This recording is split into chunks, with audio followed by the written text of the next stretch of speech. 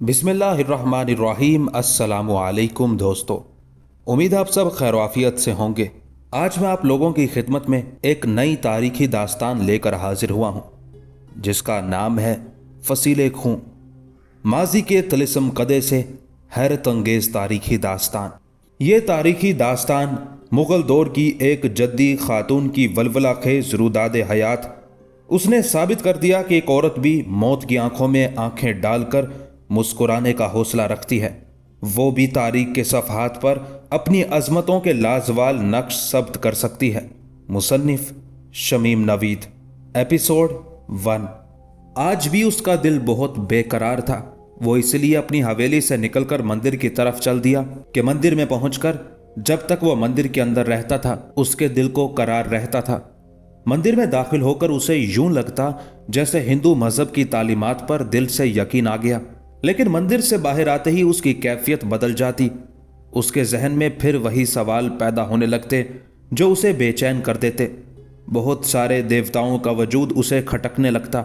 ये तमाम देवता अपने अंदर अलग अलग सिफात और कुव्वतें रखते थे। ये देवता और उनकी कुव्वतें आपस में बरसरे पेकार रहती थी। उनमें कोई खैर का देवता था तो कोई शर का, कोई पानी बरसाता था तो कोई रिज्क देता था। उन देवताओं की पेकार में उसे अपना वजूद रेजा रेजा होकर बिखरता दिखाई देता। उसे शिद्दत से ये एहसास होता कि वो ज्यादा अरसे ये कर्ब नहीं झेल पाएगा। जब ये कर्ब हाथ से बढ़ जाता तो मजबूरन वो मंदिर का रुख करता। उसे खुद भी हैरत थी कि उसके बेकरार दिल को मंदिर में क्यों करार आ जाता है। अपनी उस कैफियत का इजहार उसने अपनी बीवी के सिवा किसी से ना किया था, क्योंकि उसे अपने मुअज़्ज़ज़ और शरीफ राजपूत खानदान की रुसवाई का खौफ था। उसका खानदान राजपूतों में इज्जत और एहतराम की निगाह से देखा जाता था। लोग उसके खानदान की शराफत और बहादुरी को दिल से तस्लीम करते थे। बज़ाहिर वो अपने बुजुर्गों के मजहब पर कायम था, लेकिन उसके अंदर जो शिकस्त और रेख्त हो रही थी कोई भी पूरी तरह उससे आगाह नहीं था। उस वक्त भी उसके वजूद में यही शिकस्त और रेख्त हो रही थी कि घबरा कर अपनी हवेली से निकल खड़ा हुआ था। अभी वो अपनी हवेली से ज्यादा दूर नहीं गया था कि उसे एक नौजवान नजर आया जो उसी की तरफ दौड़ा चला आ रहा था। उसके कदम रुक गए। उसने नौजवान को पहचान लिया था। वो नौजवान उसके पड़ोस ही में रहता था। वो इस तरह भागता हुआ आ रहा था जैसे कोई बला उसके ताकुब में हो। करीब आते ही उसने नौजवान को रोक लिया और पूछा, तुम इतने बदहवास होकर क्यों भाग रहे हो शर्जा खान? क्या बात है? नौजवान के चेहरे से खौफ व दहशत का इजहार हो रहा था। उसने अपने फूले हुए सांस पर काबू पाकर बामुश्किल बताया, किसी ने टीकरी वाले दरवेश को कत्ल कर दिया है। उसकी लाश के टुकड़े रास्ते में बिखरे हुए हैं। उसने ये दहशतनाक खबर सुनी, मगर नौजवान शर्जा खान की बात पर उसे कुछ यकीन न आया और बोला, अच्छा मैं देखता हूं, तुम जाओ। ये कहकर वो आगे बढ़ गया। अगर वाकई ऐसा था जैसा कि शर्जा खान ने बताया था तो ये बड़े फितने की बात थी। अगरचे उस मोहल्ले में अक्सरियत हिंदुओं की थी और मुसलमानों के सिर्फ चंद घर थे, फिर भी टीकरी वाले दरवेश का कत्ल कोई हंगामा बर्पा कर सकता था। वो यही सोचता हुआ आगे बढ़ता रहा। उसी मोहल्ले के आखिर में एक टीकरी थी जहां वो दरवेश एक झोंपड़ी में रहता था। अमूमन वो टीकरी से नीचे नहीं उतरता था। कभी कभार ही उसे मोहल्ले के गली कूचों में देखा गया था। टीकरी पर रहने की वजह से लोगों ने उसका नाम टीकरी वाला दरवेश रख दिया था। वो भी उस दरवेश को कई बार देख चुका था। दरवेश किसी से कुछ नहीं कहता था, अपनी ही धुन में मस्त रहता था। उस दरवेश से किसी को कोई परखाश नहीं हो सकती थी। शाम का वक्त था और यूं भी ये कोई आम गुजरगा नहीं थी, इसलिए रास्ते में इसे कोई नजर नहीं आया। वो कुछ दूर ही और चला होगा कि ठिठक कर रुक गया। कुछ ही फासले पर एक कटा हुआ सर रास्ते में पड़ा था। सफेद दाढ़ी के बाल खून में लिथड़े हुए थे। उसने दरवेश के कटे हुए सर को दूर ही से पहचान लिया। वो आगे बढ़ा और फिर शर्जा खान के बकिया बयान की भी तस्दीक हो गई थी। टीकरी वाले दरवेश की लाश के टुकड़े रास्ते में दूर तक बिखरे हुए थे। वो उनके करीब से गुजरा चला गया। ये पहला मौका था कि मंदिर में भी उसका जी नहीं बहला। वो इसलिए पूजा करके जल्द ही मंदिर से बाहर आ गया। मंदिर से निकलकर अपनी हवेली तक पहुंचने के लिए उसे फिर उसी रास्ते से गुजरना था। अभी तक उसके जहन से दरवेश का ख्याल नहीं निकला था। दरवेश का चेहरा उसकी आंखों में घूम रहा था। वो लौटकर उस जगह पहुंचा जहां उसने दरवेश की लाश के टुकड़े देखे थे तो हैरान रह गया। लाश गायब थी। उसके पैरों में जैसे किसी ने जंजीर डाल दी। वो हैरत से आसपास निगाह दौड़ाने लगा। वहां हमें कहाँ ढूंढ रहा है, हम यहाँ हैं। उसे अपने अकब से एक भारी आवाज सुनाई दी। आवाज सुनते ही वो फौरन मुड़ा। फिर उसे जो कुछ नजर आया वो उसके लिए नाकाबिले यकीन था। टीकरी वाला दरवेश उसके सामने जिंदा और सलामत खड़ा था और उसके होंठों पर बड़ी पुरस्कार सी मुस्कुराहट थी। आज हम दक्कन के गली कूचे छोड़कर जा रहे हैं, दरवेश कह रहा था। अब हमें कहीं और का हुक्म मिल गया है, अब हम इधर कभी नहीं आएंगे। मगर ए राव जे राज, तुझे हम सीधी राह दिखा जाएंगे। तेरे अंदर जो पेकार जारी है हमें खबर है। बोल, तुझे पनाह चाहिए? हाँ हाँ, वो बड़ी मुश्किल से कह सका। तुझे किसी एक हस्ती की पनाह चाहिए? तू ऐसा कर कि उसकी पनाह में चला जा जिसका कोई हमसर नहीं। वो कादिर मुतलक है। उसने जो किताब उतारी है उसे पढ़ और गौर कर, तुझे पनाह मिल जाएगी। और देख, वहां जबर नहीं। तेरा दिल माने तो मान, ना माने तो ना मान। जा और वो किताब पढ़। अल्लाह ने चाहा तो तुझे देवताओं से निजात मिल जाएगी, तेरे दिल को करार आ जाएगा। ये कहते ही वो दरवेश मुड़ा और फिर चंद कदम चलते ही नजरों से ओझल हो गया। ये वाकया ऐसा ना था कि राव जिराज पर उसका असर ना होता। उसने दरवेश के कहने पर अमल किया और बगैर किसी जबर के अपनी मर्जी और ख्वाहिश से मुसलमान हो गया। अब उसका नाम राव जिराज की बजाय राव अब्दुल रज़ाक था। उसकी बीवी ने देखा कि शोहर मुसलमान हो गया है तो वो भी ईमान ले आई। मगर हवेली में एक तीसरी हस्ती और भी थी। ये उनकी 11 साला बेटी सावित्री थी। सावित्री आम बच्चों से कतई मुख्तलिफ और खुदादाद ज़ेहानत की मालिक थी। उसके माँ बाप मुसलमान हो गए तो वो सख्त परेशान हो गई। कई दिन तक जब सावित्री बुझी बुझी और खामोश खामोश सी रही तो उसके माँ बाप उसकी तरफ से फिक्रमंद हो गए। अब्दुल रज़ाक को दरवेश के अल्फाज याद आए। दीन और अकायद के मामले में वो खुद भी जबर का कायल नहीं था। यही हाल उसकी बीवी का भी था। वो दोनों इसी वजह से अपनी बेटी पर कोई जबर करना नहीं चाहते थे। उनकी बेटी होनहार और जी शऊर थी। सावित्री को परेशान देखकर एक दिन राव अब्दुल रज़ाक उससे निहायत शफकत के साथ बोला, सावित्री, तुम हरगिज कुछ ख्याल ना करो, हम कभी तुम पर जबर नहीं करेंगे कि मुसलमान हो जाओ। तुम अपनी तबीयत की मुख्तार हो, चाहे हिंदू मजहब पर रहो चाहे मुसलमान हो जाओ। हम तुम्हें तुम्हारे ख्यालात में पाबंद करना नहीं चाहते और ना तुम्हें किसी बात पर मजबूर करेंगे। सावित्री की माँ ने भी उससे ऐसे ही ख्यालात का इजहार किया। सावित्री अपने वालिदैन की बातें सुनकर खुश हो गई और उसका रंजो मलाल खत्म हो गया। फिर उसने मुकम्मल 2 साल तक पूरी तवज्जो और लगन से अपने आबाई दीन और इस्लाम का मुताला किया। उस मुताले का ये नतीजा हुआ कि वो भी 13 बरस की उम्र में मुसलमान हो गई। राव अब्दुल रज़ाक और उसकी बीवी दोनों ही अपनी बेटी के मुसलमान होने से बहुत खुश हुए। इसका बड़ा सबब यह था कि उनकी बेटी उम्मुल हबीब किसी जबर या तमा के ख्याल से मुसलमान नहीं हुई थी, बल्कि उसने खुद मुताला करके और सोच समझकर इस्लाम कबूल किया था। अब्दुल रज़ाक उसे प्यार में बानो कहता था और फिर उसका नाम बानो बेगम ही हो गया। हिंदुओं और ख़ुसूसन राजपूतों के उमरा तबका में उस वक्त भी बड़ी खलबली मची थी जब राव जे राज मुसलमान हुआ था। अब उम्मुल हबीब के बारे में जानकर वो और भी झुंझलाए। ब्राह्मणों ने यह जानने के बावजूद कि दक्कन पर मुसलमानों की हुकूमत है और दक्कन का हुक्मरान अबुल हसन तानाशाह उन पर सख्ती भी कर सकता है, उन्होंने बड़ा जहर उगला। तानाशाह की हुकूमत में हिंदुओं को पूरी मजहबी आज़ादी हासिल थी। अबुल हसन तानाशाह, जो अब्दुल्ला कुतब शाह के बाद हुक्मरान हुआ, हमेशा नरमी और दरगुजर से काम लेता था। सो उस मौके पर भी उसने ऐसा ही किया। उम्मुल हबीब की शोहरत का बायस ये था कि उसने कम उम्री के बावजूद और बगैर जबर खुद मुताला करके इस्लाम कबूल किया था। तानाशाह के महल तक भी उसकी शोहरत पहुंच गई। महल की खवातीन उसे देखने और उससे मिलने की बहुत मुश्ताक थी। बिलाखिर तानाशाह ने अब्दुल रज़ाक और उम्मुल हबीब को बुला भेजा। यूं ऐवान हुकूमत तक उम्मुल हबीब की रसाई हो गई, जिसे अब अब्दुल रज़ाक के अलावा दूसरे मुसलमान भी एहतराम के साथ बानो बेगम कहने लगे थे। अबुल हसन तानाशाह भी बानो की ज़हानत और लियाकत से बहुत मुतासिर हुआ और बानो को अपनी मुंह बोली बेटी बना लिया। अपनी फितरी लियाकत और जोदत जहन की बदौलत बानो ने सबके दिल जीत लिए थे। कुछ ही रोज के बाद उसका ज्यादातर वक्त महल में गुजरने लगा था। शहजादे और शहजादियां उसकी इल्मी फयाजियों के बाइस उसे दिल से चाहते थे।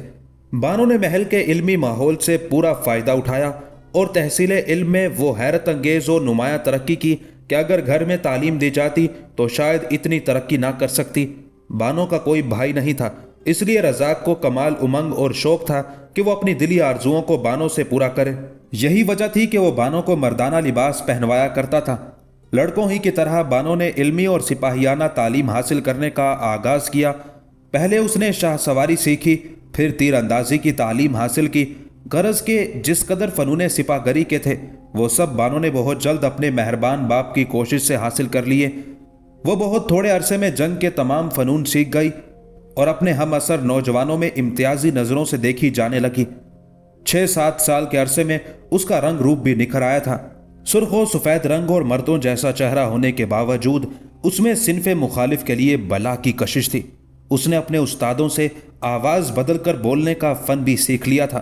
کوئی بھی اجنبی اسے مردانہ لباس میں دیکھ کر اور اس کی بدلی ہوئی مردانہ آواز سن کر یہ اندازہ نہیں لگا سکتا تھا کہ وہ عورت ہے۔ ابو الحسن تانا شاہ سے خصوصی قربت کے سبب راؤ عبد الرزاق بھی اب اس کی فوج میں ایک اچھے عہدے پر فائز ہو گیا تھا۔ اپنے باپ کو دیکھ کر بانو کو بھی سپاہ گری کا اشتیاق پیدا ہوا اور اپنے باپ سے اس نے خواہش کا اظہار کیا۔ راؤ عبد الرزاق نے اسے بہت سمجھایا مگر وہ ضد پر اڑی رہی۔ اس نے فیصلہ کیا کہ وہ اس سلسلے میں خود تانا شاہ سے بات کرے گی۔ پھر ایک روز اس نے موقع پا کر تانا شاہ کی خدمت میں اپنی درخواست پیش کر ہی دی۔ ابو الحسن تانا شاہ اس حسین و جمیل نوجوان لڑکی کا عزم دیکھ کر حیران رہ گیا۔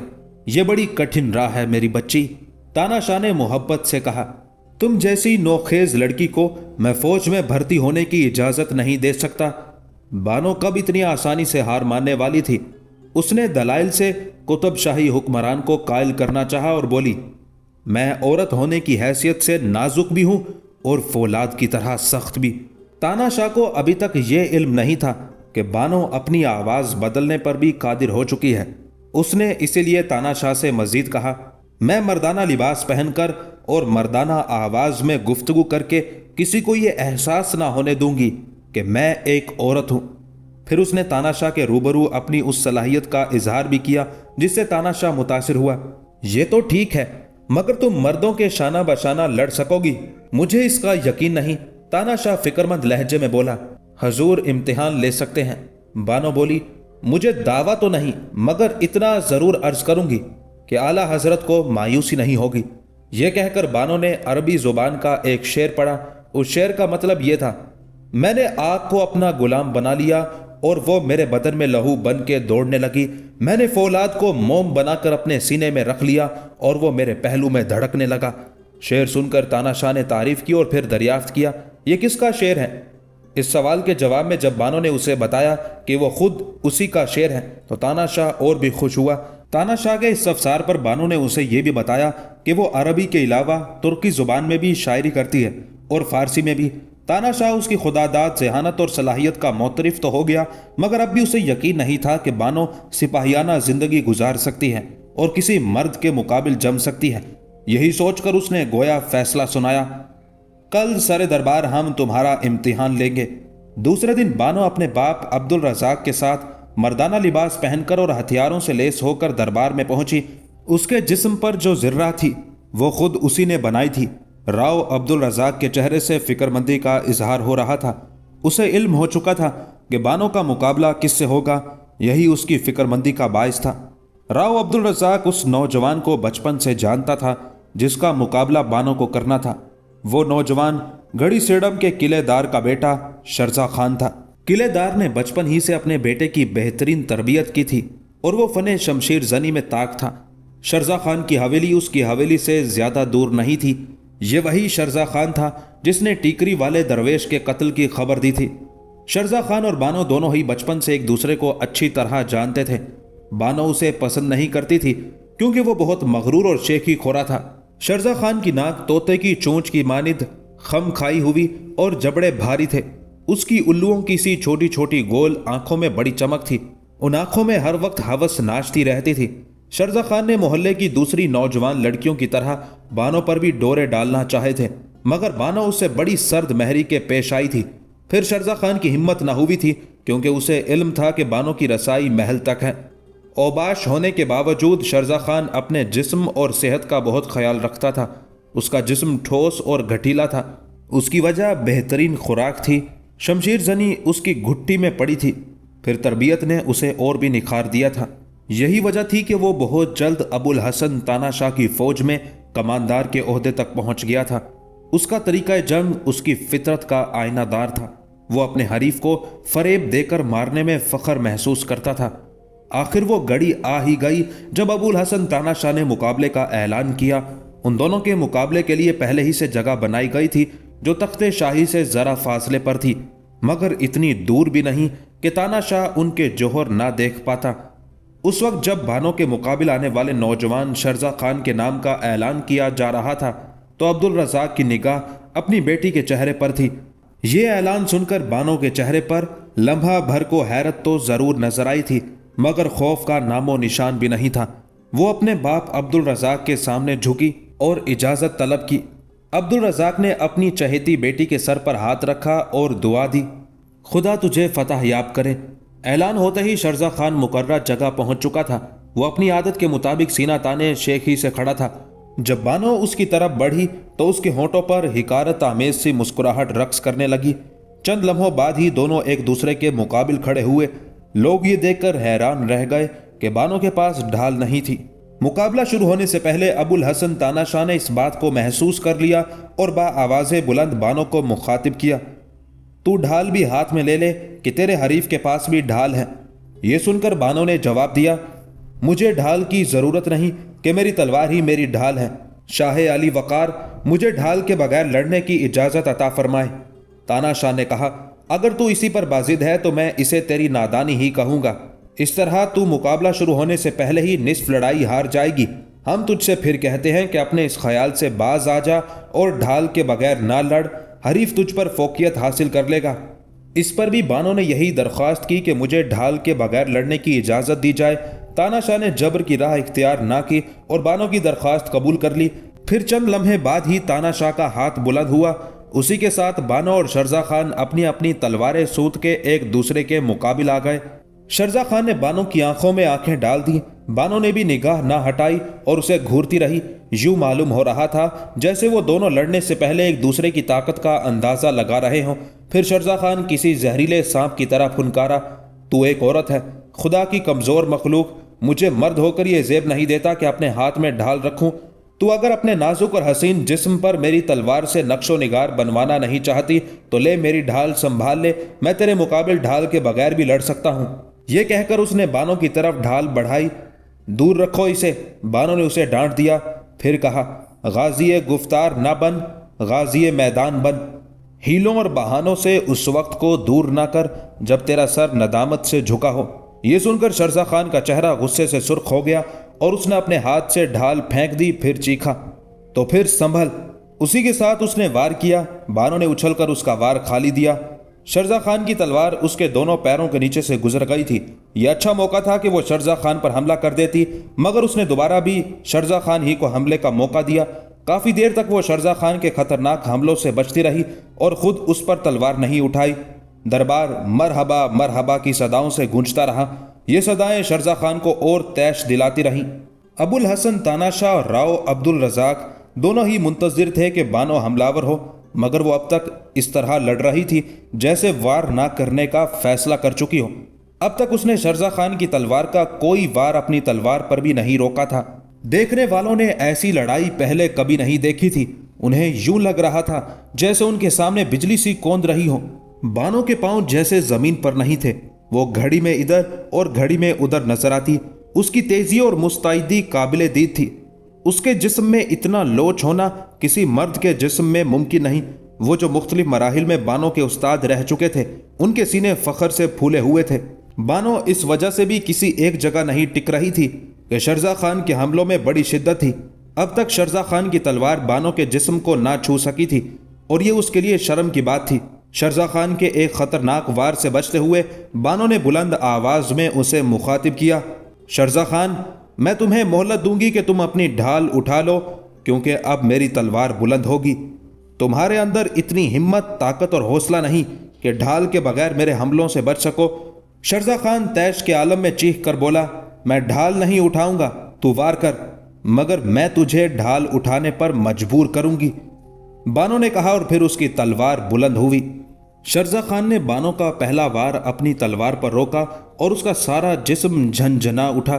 ضرب بہت شدید تھی، اگر وہ فوراً ہی تیزی سے پیچھے نہ ہٹ جاتا تو تلوار اس کے ہاتھ سے گر جاتی۔ یوں بھی وہ اب خاصا تھک گیا تھا اور بانو تازہ دم نظر آتی تھی۔ شرزا خان کے پیچھے ہٹتے ہی بانو پھر اس پر جھپٹی۔ اس کی تلوار کا وار روکتے ہوئے شرزا خان سنبھلنے کی کوشش میں لڑکھڑایا اور پھر زمین پر گر گیا۔ بانو نے اسے اٹھنے کا موقع نہیں دیا۔ شرزا خان نے اس کا وار پھر اپنی تلوار پر روکا، لیکن اس بار بانو نے مزید وار کرنے کی بجائے تلوار پر اپنے جسم کا بوجھ ڈال دیا۔ شرزا خان زمین پر چت پڑا تھا اور بانو دائیں جانب گھٹنوں کے بل زمین پر بیٹھی ہوئی اپنی تلوار پر دباؤ ڈال رہی تھی۔ شرزا خان کی تلوار لمحہ با لمحہ نیچے ہوتی جا رہی تھی۔ مقابلے سے پہلے جن شرائط کا اعلان کیا گیا تھا ان میں ایک شرط یہ بھی تھی کہ دونوں فریقوں کو شکست قبول کر کے اپنی زندگی بچانے کا حق حاصل ہے۔ شرزا خان اس شرط سے فائدہ اٹھا کر اپنی زندگی بچا سکتا تھا، مگر اس نے ایسا نہیں کیا۔ اس کی بجائے شرزا خان نے بانو سے ان لمحوں میں ایک ایسی بات کہی جسے مضحکہ خیز ہی کہا جا سکتا ہے۔ وہ بانو سے بولا، سن، اگر تو میرے خوابوں کی تعبیر بننے پر آمادہ ہو جائے تو میں اپنی شکست قبول کرنے پر راضی ہوں۔ بانو نے اسے حقارت کی نظر سے دیکھا اور بولی، لعنت ہو تیری ہوس پر، مگر میں تجھے ابھی اور ذلیل کروں گی۔ یہ کہتے ہوئے اس نے خلاف توقع نہایت تیزی سے اپنی تلوار شرزا خان کی تلوار سے ہٹا لی اور ایک دم اچھل کر کھڑی ہو گئی۔ سبھی یہ دیکھ کر ششدر رہ گئے۔ بانو نے دانستہ شرزا خان کی جان بخشی کی تھی۔ شرزا خان کے لیے اتنا موقع کافی تھا۔ وہ تیزی سے اٹھ کھڑا ہوا، مگر اٹھتے ہی اسے سنبھلنے کی مہلت نہ مل سکی۔ بانو اس پر پے در پہ وار کر رہی تھی اور وہ پیچھے ہٹتا جا رہا تھا۔ اب وہ اس جگہ تک پہنچ چکا تھا جہاں اس کی ڈھال پڑی ہوئی تھی۔ ڈھال اٹھا لے، میں تجھے مہلت دیتی ہوں، ورنہ تیرا جسم زخموں سے بھر جائے گا۔ بانو نے اپنا ہاتھ روک کر شرزا خان سے کہا۔ شرزا خان نے قریب ہی زمین پر پڑی ہوئی ڈھال اٹھانے کی بجائے اس موقع سے فائدہ اٹھانا چاہا، مگر بانو غافل نہیں تھی۔ وہ تیزی سے جھک گئی۔ اگر اسے لمحے بھر کو بھی دیر ہو جاتی تو اس کا سر تن سے جدا ہو جاتا۔ دیکھ، میں تجھے آخری بار موقع دے رہی ہوں، ورنہ پھر مجبور ہو جاؤں گی، بانو نے تیزی سے دور ہٹتے ہوئے کہا۔ یہ بات اب کسی سے چھپی نہ رہی تھی کہ بانو رعایت سے کام لے رہی ہے، مگر کچھ دیر بعد ہی لوگوں نے شرزا خان کے منہ سے ہلکی سی چیخ نکلتے سنی۔ بانو کی تلوار کی نوک نے اس کے بائیں بازو پر گہرا چرکا لگایا تھا۔ شرزا خان کی بائیں آستین پھٹ گئی اور بازو برہنہ ہو گیا۔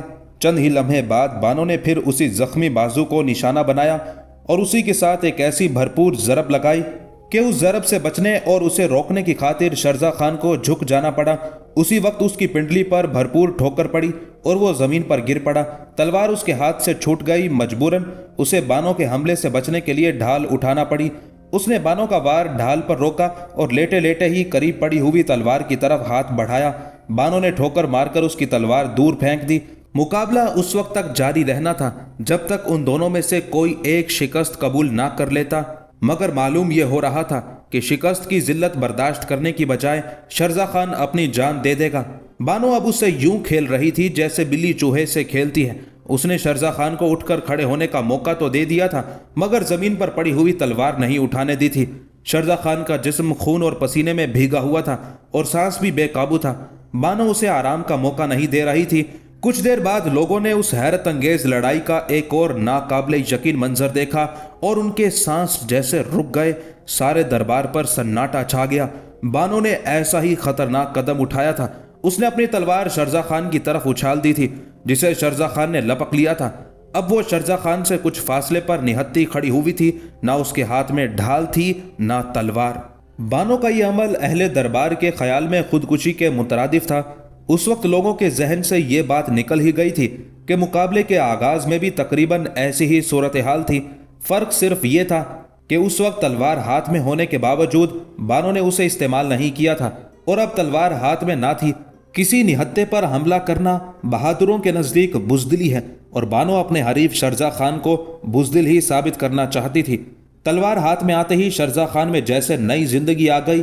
وہ بانو کی طرف دیکھ کر چیخا، اب میں تجھے زندہ نہیں چھوڑوں گا۔ غصے کے عالم میں شرزا خان کو آداب دربار کا بھی ہوش نہیں رہا تھا۔ میرے دربار نے اس نازیبہ حرکت پر شرزا خان کو جھڑکا۔ ابو الحسن تاناشاہ کو اس وقت اتنا ہوش نہ تھا کہ اس بے ادبی کو محسوس کرتا۔ اس کا سبب بانو سے اس کی جذباتی وابستگی تھی۔ بانو کو اس نے بہرحال اپنی بیٹی بنایا تھا، وہ بانو کے فن حرب پر حیران تھا۔ تاناشاہی کیا، خود بانو کے باپ راؤ عبد الرزاق کو بھی اندازہ نہ تھا کہ فن حرب میں بانو اس درجہ کامل ہو چکی ہے۔ جب مقابلہ شروع ہونے والا تھا تو تاناشاہ کو یہی گمان تھا کہ کچھ دیر میں بانو اپنی شکست مان لے گی، لیکن اب اس کے جذبات و احساسات قطعی مختلف تھے۔ تاناشاہ نے دیکھا کہ میرے دربار کی پھٹکار سننے کے بعد شرزا خان لمحے کو ٹھٹکا، پھر کسی بدکے ہوئے گھوڑے کی طرح بانو کی طرف لپکا۔ بانو بڑے سکون سے اپنی جگہ کھڑی رہی، اس نے ذرا حرکت نہ کی۔ شرزا خان تلوار سیدھی کیے جس طرح بانو کی طرف لپکا تھا، اسے دیکھ کر ہر شخص بآسانی سمجھ سکتا تھا کہ وہ بانو کو قتل کر دینا چاہتا ہے۔ شرزا خان اور بانو میں بامشکل ایک نیزے کا فاصلہ رہ گیا تھا کہ بانو انتہائی تیزی کے ساتھ سامنے سے ہٹ کر شرزا خان کی بائیں جانب ہو گئی۔ شرزا خان اپنے ہی زور میں آگے بڑھتا چلا گیا اور جب وہ بانو کے قریب سے گزرا تو منہ کے بل زمین پر آ رہا۔ بانو نے اس کی دونوں ٹانگوں کے درمیان اپنی ایک ٹانگ پھنسا کر اسے گرا دیا تھا۔ یہ سب کچھ چند لمحوں میں ہو گیا اور کوہنیوں میں کافی چوٹیں آئی۔ وہ کراہتا ہوا اٹھ ہی رہا تھا کہ اسے پھر زمین بوس ہونا پڑا۔ پشت پر پڑنے والی لات کی ضرب اتنی ہی شدید تھی۔ اس بار شرزا خان کا ماتھا زمین سے ٹکرایا اور اس کا سر پھٹ گیا۔ اس نے ایک بار زمین سے سر اٹھایا، اس کا چہرہ خون میں ڈوبا ہوا تھا۔ اس نے کوہنیوں کے بل پھر اٹھنے کی کوشش کی، مگر اب اس کی جان نہیں رہی تھی۔ وہ اوندھا زمین پر گر پڑا اور اس کا جسم بے حرکت ہو گیا اور وہ بے ہوش ہو چکا تھا۔ سارا دربار تحسین و آفرین سے گونج اٹھا۔ شرائط کے مطابق بانو یہ خوفناک مقابلہ جیت چکی تھی۔ شرائط میں یہ شرط بھی تھی کہ لڑتے لڑتے دونوں فریقوں میں سے کوئی ہوش کھو بیٹھا تو اسے شکست خوردہ تسلیم کیا جائے گا۔ بانو نے جھک کر شرزا خان کے قریب پڑی ہوئی اپنی تلوار اٹھائی اور پھر ابو الحسن تاناشاہ کے تخت کی طرف بڑھی۔ قریب پہنچ کر اس نے تلوار زمین پر رکھ دی، پھر تعظیماً تاناشاہ کے سامنے جھک گئی۔ تاناشاہ جوش جذبات میں اپنے تخت سے اتر آیا، پھر بانو کے قریب پہنچ کر شفقت سے اس کے سر پر ہاتھ رکھا اور بولا، ہمیں خبر نہیں تھی کہ ہماری بیٹی میں ایسے جوہر چھپے ہوئے ہیں۔ یہ کہتے ہوئے اس نے اپنے گلے سے موتیوں کا ایک ہار اتار کر بانو کو پہنا دیا۔ بادشاہ کی اس عنایت پر بانو ایک بار پھر تعظیم میں جھکی اور بادشاہ کی عطا پر شکر گزاری کا اظہار کیا۔ اس دوران میں میرے دربار کے حکم پر سپاہی زخمی اور بے ہوش شرزا خان کو وہاں سے اٹھا کر لے جا چکے تھے۔ اس واقعے کے دوسرے ہی روز ابو الحسن تاناشاہ نے بانو کو اپنی فوج میں کماندار کا عہدہ دے دیا اور وہ اس نئی ذمہ داری کے معاملات سے نمٹنے میں مصروف ہو گئی۔ چند روز بعد شرزا خان جسمانی طور پر تو صحت مند ہو گیا، مگر اس کی روح بیمار ہی رہی۔ بانو سے شرمناک شکست کھانے کے بعد اب اس کا حیدرآباد میں مزید رہنا دوبر ہو گیا تھا۔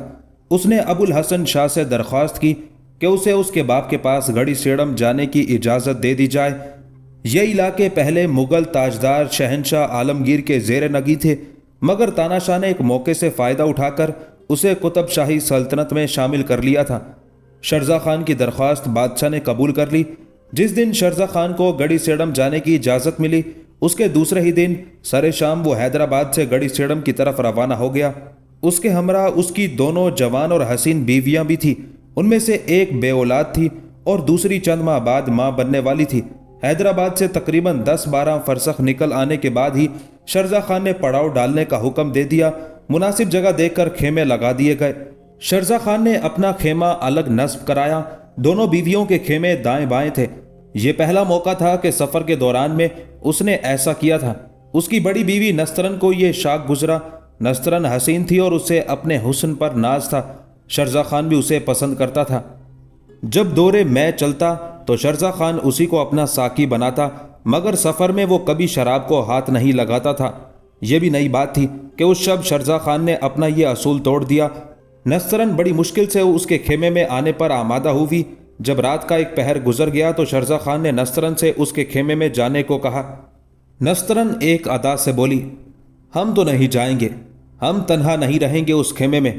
شرزا خان یہ سن کر بگڑ گیا۔ بے وقوف عورت، ضد نہ کر، میں نے تیرے لیے الگ خیمہ لگوایا ہے تو اس کا کوئی سبب ہے۔ نسترن بادستور اٹھلاتی رہی۔ تو بتا دو نا سبب، کیا یہاں تمہارے خیمے میں آج رات کوئی اور چاند اترنے والا ہے؟ یہ کہتے ہوئے وہ کوہنی کے بل مسند پر نیم دراز ہو گئی۔ شرزا خان اس حرکت پر اور بھی چراغپا ہو گیا اور تقریباً چیخ اٹھا، اٹھ جا یہاں سے ورنہ میں تجھے بالوں سے پکڑ کر گھسیٹتا ہوا تیرے خیمے تک لے جاؤں گا۔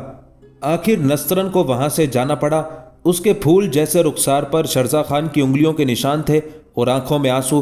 نسترن چلی گئی تو شرزا خان اپنے خیمے سے نکلا۔ خیمے کے در پر 2 سپاہی پہرا دے رہے تھے۔ انہی میں سے ایک شرزا خان کو دیکھتے ہی ایک طرف لپک گیا۔ شرزا خان دوبارہ خیمے میں چلا گیا اور اپنی کمر سے تلوار باندھنے لگا۔ خنجر اس کے پٹکے میں پہلے ہی موجود تھا۔ جب وہ دوبارہ خیمے سے نکلا تو خیمے کے در پر ایک سپاہی گھوڑے کی باگ تھامے کھڑا ہوا تھا۔ یہ وہی سپاہی تھا جو اسے پہلی بار دیکھ کر اس خیمے کی طرف لپک گیا تھا جس میں قافلے کے بہترین گھوڑے باندھے گئے تھے۔ شرزا خان بغیر کچھ کہے گھوڑے پر سوار ہو گیا۔ اس کا گھوڑا تیزی سے حیدرآباد کی طرف اڑا جا رہا تھا۔ اسے یقین تھا کہ صبح کا اجالا پھیلنے سے پہلے وہ دوبارہ اپنے پڑاؤ تک واپس پہنچ جائے گا۔ حیدرآباد کی حدود میں داخل ہونے سے پہلے وہ اپنے چہرے کو ایک سیاہ نقاب میں چھپا چکا تھا۔ دیر تک اندھیرے میں سفر کرنے کے سبب ہرچند کہ اس کی آنکھیں تاریکی سے مانوس ہو گئی تھیں، مگر اس کے باوجود عبدالرزاق کی حویلی اسے دور سے نظر نہ آ سکی۔ اس کی منزل وہی حویلی تھی۔ سارے راستے اس کے جانے پہچانے تھے، اس لیے اسے حویلی کے عقبی دروازے تک پہنچنے میں کوئی دشواری نہ ہوئی۔ اپنے گھوڑے کو اس نے عقبی دروازے سے کچھ فاصلے پر ایک پیڑ سے باندھ دیا۔ گھوڑا وہاں اندھیرے میں تنہا باندھے جانے پر احتجاجی انداز میں ہنہنانے لگا تو شرزا خان نے اسے تھپکا اور وہ مانوس لمس پا کر خاموش ہو گیا۔ ہر طرف سناٹا اور تاریکی تھی۔ حویلی بھی تاریک پڑی تھی، یوں لگتا تھا جیسے وہاں کوئی نہ رہتا ہو۔ شرزا خان نے محتاط انداز میں عقبی دروازے کی طرف قدم بڑھائے اور پھر دروازے کے سامنے پہنچ کر ہی رکا۔ چند لمحے وہ سنگن لیتا رہا، پھر دروازے پر 3 بار وقفے سے دستک دی۔ توقع کے مطابق اسے فوراً ہی جواب مل گیا۔ کون؟ دروازے کی دوسری جانب سے مدھم سی آواز ابھری۔ شرزا خان نے بلا تعامل جواب دیا، 7واں سوار۔ یہ وہ شناختی الفاظ تھے جو خود شرزا خان نے طے کیے تھے۔ فوراً ہی دروازہ کھل گیا اور شرزا خان اندر داخل ہو گیا۔ دروازے سے متصل ہی پہرے دار کی کوٹھڑی تھی۔ پہرے دار کو ساتھ لیے شرزا خان اس کوٹھڑی میں پہنچ گیا۔ چراغ نہیں جلایا تم نے؟ شرزا خان پست آواز میں بولا۔ شرزا خان اس کوٹھڑی میں اس لیے آیا تھا کہ پہرے دار کی مشکی کس دے تاکہ بعد میں اس پر کوئی الزام نہ آئے۔ پہرے دار اس کی بات سن کر عجیب سے لہجے میں اس سے مخاطب ہوا۔ چراغ اس لیے نہیں جلایا میں نے کہ کہیں تم میری شکل دیکھ کر اپنے حواس نہ کھو بیٹھو۔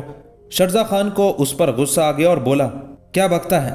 اسی کے ساتھ اس کا ہاتھ تلوار کے قبضے پر پہنچ گیا، لیکن اسی وقت اس کی کلائی ایک مضبوط ہاتھ نے اپنی گرفت میں لے لی۔ وہ اپنی کڑائی چھڑانے کے لیے جد و جہد کرتے ہوئے بھنایا، یہ کیا گستاخی ہے؟ جواب میں شرزا خان کو جو آواز سنائی تھی اسے سن کر اس کے ہوش اڑ گئے۔ اس سے کہا گیا، گستاخی تو تم نے کی ہے شرزا خان، کیا کسی کے گھر میں اس طرح داخل ہونا گستاخی نہیں ہے؟ تم بانو؟ دھوکہ، غداری، فریب۔ وہ غصے کے عالم میں دانت پیسنے لگا۔ وہ سمجھ گیا تھا کہ بانو اب تک آواز بدل کر بولتی رہی ہے۔ چراغ روشن کر دو۔ بانو کی آواز پھر ابھری اور اسی کے ساتھ اس نے شرزا خان کی کلائی چھوڑ دی۔ اسی وقت شرزا خان کو اپنی پشت پر چبھن محسوس ہوئی۔ بانو نے اسے پھر مخاطب کیا، تم جس طرح کھڑے ہو اسی طرح کھڑے رہو، اپنی جگہ سے حرکت نہ کرنا، تمہاری پشت پر میری تلوار کی نوک رکھی ہے۔ شرزا خان جیسے پتھر کا ہو گیا۔ چند ہی لمحے بعد کوٹھڑی روشن ہو گئی۔ کوٹھڑی میں اسے اپنے سامنے ہی وہ پہرے دار کھڑا ہوا نظر آیا جسے اس نے بطور رشوت ایک قیمتی خنجر دیا تھا۔ اس خنجر کا دستہ خالص سونے کا تھا۔ وہی خنجر اس وقت پہرے دار کے ہاتھ میں نظر آ رہا تھا۔ بانو کی آواز چند ساتھ بعد پھر شرزا خان کو اپنے عقب سے سنائی دی، شرزا خان، مال و زر سے انسانوں کی وفاداریاں نہیں خریدی جا سکتی، اس کے لیے ان کے دل جیتے جاتے ہیں۔ مجھے تمہاری سازش کا علم اسی دن ہو گیا تھا جب تم نے میرے اس نمک خوار کو یہ خنجر دیا تھا۔ اب اگر یہی خنجر تمہارے سینے میں پیوست کر دیا جائے تو کیسا رہے؟ میں تمہاری چال کو تم ہی پر الٹ دوں گی، کوئی بھی تمہارے قتل کا شبہ مجھ پر نہ کر سکے گا۔ نہیں، شرزا خان بے اختیار خوف زدہ سی آواز میں چیخ اٹھا۔ بانو نے اسے ڈانٹ دیا، آہستہ بولو، میں نہیں چاہتی کہ میرے والد کے آرام میں خلل پڑے، ورنہ تمہیں اوپر اپنے کمرے تک آنے دیتی۔ چند لمحے توقف کے بعد اس نے پہرے دار کو حکم دیا، شرزا خان کو غیر مسلح کر دو۔ اسی کے ساتھ اس نے شرزا خان کو دھمکی دی، تم ذرا بھی ہلے تو تمہارا کام تمام کر دیا جائے گا۔ پہرے دار حکم کی تعمیل میں آگے بڑھا۔ شرزا خان بے بس ہو چکا تھا، اس لیے کچھ بھی نہ کر سکا۔ پہرے دار نے اس کی نیام سے تلوار نکال لی اور پٹکے سے خنجر بھی کھینچ لیا، پھر وہ پیچھے ہٹ گیا۔ بانو پہرے دار سے مخاطب ہوئی، اب یوں کرو کہ اس رسی سے اس کی مشکیں کس دو جس سے یہ تمہیں باندھنے والا تھا، وہ رسی اس کی جیب ہی میں ہوگی، ان الفاظ کے ساتھ ہی وہ شرزا خان کے سامنے آ گئی اور اس نے اپنی تلوار کی نوک شرزا خان کے سینے پر رکھ دی۔ پہرے دار قریب آ گیا تو بانو ذرا سے پیچھے ہٹ گئی۔ پہرے دار نے شرزا خان کی جیب سے ریشم کی باریک سی ڈوری کا لچھا نکال دیا اور پھر انتہائی تیزی کے ساتھ شرزا خان کے دونوں ہاتھ اس کی پشت پر باندھ دیے۔ شرزا خان نے عجیب سی نظروں سے بانو کی طرف دیکھا اور بولا، کیا تم مجھے واقعی قتل کر دو گی؟ اگر قتل ہی کرنا مقصود ہے تو پھر ہاتھ پاؤں باندھنے کی کیا ضرورت ہے؟ بانو مسکرائی اور کہا، کسی کو تڑپا تڑپا کر مارنے میں جو مزہ ہے وہ یوں ہی مار دینے میں کہاں؟ تم نے میرے قتل کا سما کیا تھا، ہر اعتبار سے یہ بڑا سنگین جرم ہے۔ میں چاہتی تو اس جرم میں تمہیں دار پر چڑھا دیا جاتا، مگر تم میرے مجرم ہو، میں خود ہی تمہیں سزا دینا چاہتی ہوں۔ اس دوران میں پہرے دار شرزا خان کی مشکیں کس کر اسے زمین پر ڈال چکا تھا اور سر جھکائے ایک طرف کھڑا تھا۔ شرزا خان اوپر سے جتنی شیخی بگھارتا تھا اندر سے اتنا ہی بزدل تھا۔ اپنی موت کو قریب دیکھ کر وہ رونے لگا۔ کچھ اثر اس کے دماغ پر شراب کا بھی تھا، ورنہ وہ اتنی جلدی بدحواس نہ ہو جاتا۔ بانو اس کے قریب آ گئی اور بولی، مرد کی آنکھ میں آنسو بھلے نہیں لگتے، تم مرد ہو کر اپنے انجام پر رو رہے ہو۔ شرزا خان گڑ گڑانے لگا، مجھے معاف کر دو، خدا اور رسول صلی اللہ علیہ وآلہ وسلم کے واسطے معاف کر دو۔ میں اپنے خدا کو حاضر و ناظر جان کر عہد کرتا ہوں کہ اب اپنے دل میں تم سے کوئی کدورت نہیں رکھوں گا۔ بانو زور سے ہنس دی اور شرزا خان کا چہرہ زرد پڑ گیا۔ بانو کی ہنسی میں اسے ایسی ہی صفاقی نظر آئی تھی۔ پھر جب بانو بولی تو اسے یقین ہو گیا کہ بانو اس کا جرم معاف نہیں کرے گی۔ بانو نے کہا تھا، تمہیں ابھی سے معاف کر دوں؟ ابھی تو میں نے تمہارے بد گوشت پر چرکے لگا کر نمک بھی نہیں چھڑکا شرزا خان۔ دوستو، اس تاریخی داستان کی پہلی قسط آپ لوگوں کو کیسی لگی؟ کمنٹ باکس میں اپنی رائے کا اظہار لازمی کیجیے گا، اور مزید ایسی ہی تاریخی داستان سننے کے لیے ہمارے چینل کو سبسکرائب کر کے ساتھ میں موجود بیل کے بٹن کو لازمی دبا دیجیے گا تاکہ ہر نئے آنے والی ویڈیو کا نوٹیفیکیشن آپ کو بر وقت مل سکے۔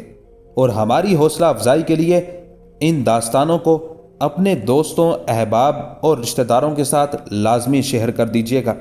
اپنا بہت خیال رکھیے گا۔ والسلام، اللہ نگہبان۔